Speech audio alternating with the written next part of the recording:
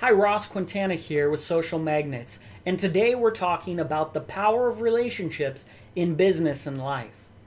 So let's dig right into this topic, and it's an important topic because it drives me crazy to look out and see that business is operating and has been operating on really bad premises for a long time.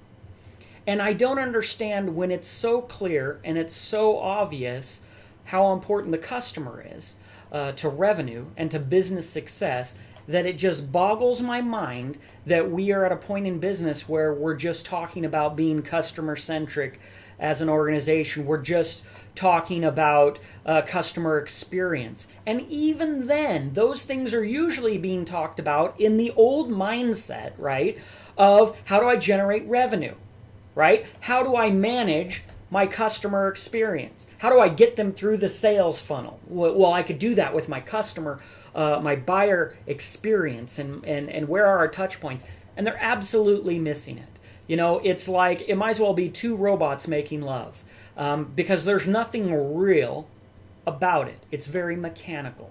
And the problem is that people are real.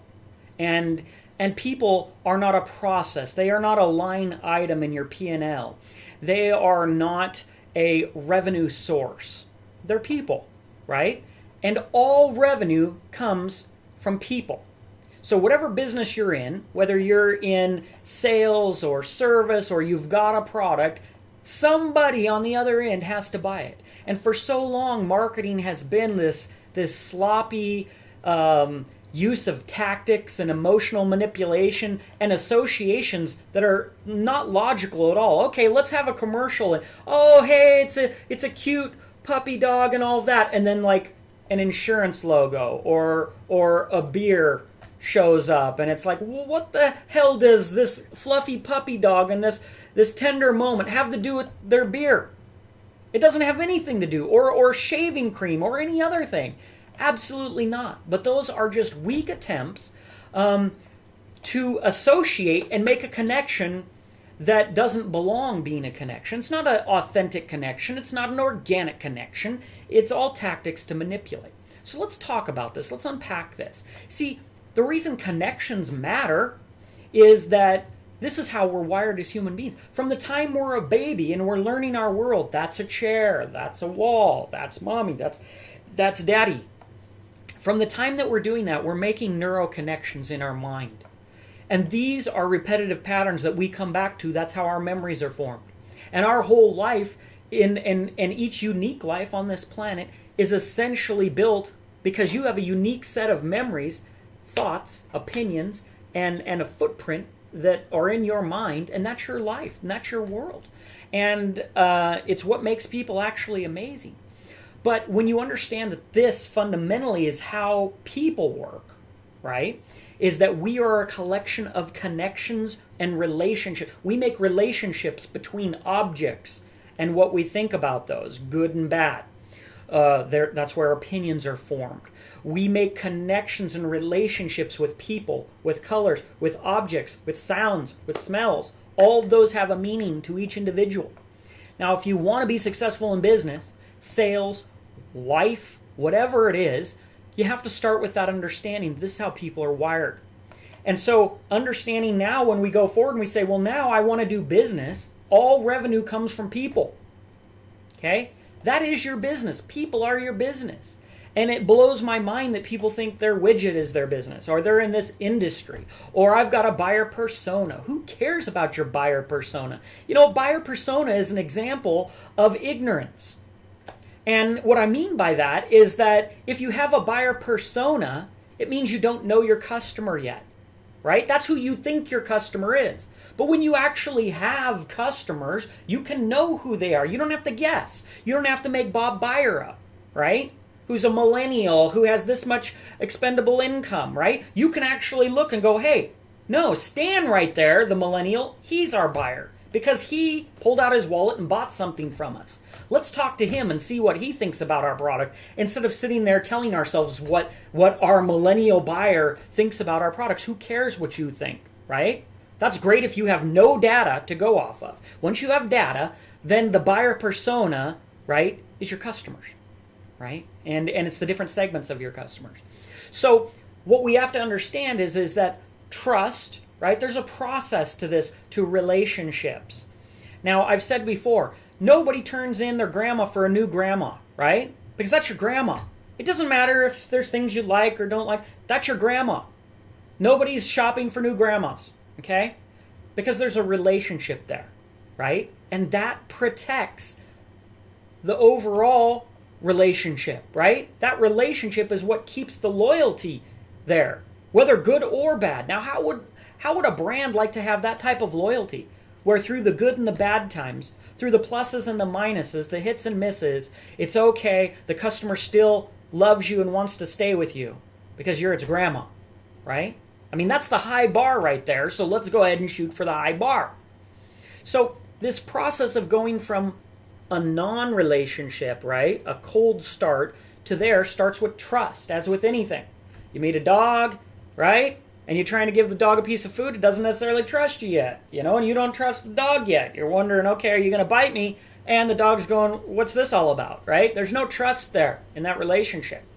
But what happens is, as you build that trust, then comes understanding, right? Now you've built trust with somebody, but you met them and yeah, you trust them, they seem trustworthy, but you don't have understanding yet because you don't know them that well. That takes a little bit of time. Once you go beyond understanding, you get to loyalty. Now I trust you, I understand who you are, and I know how you feel about me, and now there's a loyalty there, and then on the other side of loyalty is that real relationship that you're reaching for. Okay? So the key thing is we've got to stop thinking about revenue over relationship. Because most companies, most businesses, they're founded entirely on the concept, and everything from marketing, tactics, oh, you think they're your best friend? They don't care about you other than because they realize later, oh, well, we can make 10% more money if we make this part plastic instead of metal. And oh, it looks like we can outsource these jobs to Mexico, so I guess we don't have to worry about this because we can save money. Are we going to pass that on to the consumer? No, we're just going to make more profits. Most decisions are not made based on caring about any consumers, unless that hurts revenue, which means ultimately it's about the revenue. And it isn't. I'm going to tell you right now, in business, when this thing gets more competitive, as society evolves, as more choices and better choices enter the marketplace, as disruption and velocity increases, these companies that are really, spawned out of the industrial age are going to realize that you can no longer operate by even faking relationships, right? Pretending to be human, right? That none of that stuff, it's not PR, it's not trying to humanize your brand. Forget about all this stuff. Like at the end of the day, you're going to get to a point where you realize you're going to have to actually have a relationship. Because when you have an actual relationship, you have the loyalty, the understanding, and trust, and they don't move. So when your competitor comes out with a better product, but somebody, really has a relationship with you, they're going to sit there rooting for you. Plus, when you crowdsource and listen to your customer because they're now actually at the heart of your business, then they're going to tell you, I want you to make this product. Before I run and go buy it from them, I would rather buy it from you and give you the revenue. That's when you have a relationship. It's a high bar, trust me. It's not being done. People can talk all they want about the customer being important and this and that. Customer's number one. They've been saying that for decades, and it just isn't true when it comes down to the business. Did you design your product with the customer in mind, and did that come over profits? Did the value proposition come with the customer mind over profits? Right? Did you, and people say, oh, that's crazy, you can't abandon profit. Trust me, if you're focused on your customer in a way that other companies aren't, you're not abandoning the profits. You're going to have record profits, I guarantee it. So, but it's a mindset. Because when you go in with this revenue idea, I want to take from you, I don't care about you, I just care about if you're buying and telling other people to buy. That's marketing, right? I'm sorry, but that's how it is, and most companies are absolutely okay. The reason they don't get social, they just want to scale. It's more broadcasting. How do we talk to 1 million people so we can get X amount of sales? Do they actually care about the people that they're talking to, the 40,000 who bought out of that million? Probably not. And this is a big mistake because you can get way more profit out of nurturing that relationship long term, then you can. It's actually very sloppy and very expensive to try and constantly be churning new customers. And I see it all the time that they're ignoring the current customers that they have. They're doing nothing there, no money spent there. They figure, I got that one. And they're on to the next. So you have to keep recreating your business.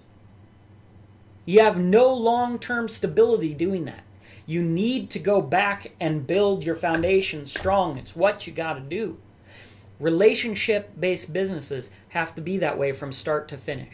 After the sale, did you make a great product? Are they getting all the value? Are you following up to help them get more value out of your product? Or just trying to make it so that it breaks right after the warranty so they have to buy a new one so you can stay in business? I mean, most of these models, you pull back the curtain, looking through at the Wizard of Oz, it's just an old man there, right? You pull back the curtain, you look at these businesses and you say, wow, these guys really don't give a damn about the customer.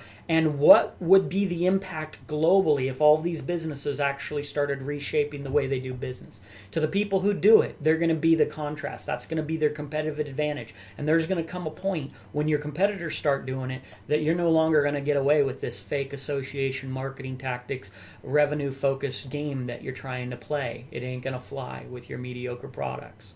So that's my word for you. If you like this video, smash the like button right down there. Subscribe, share it. I'd love to hear your comments, what you think about this topic.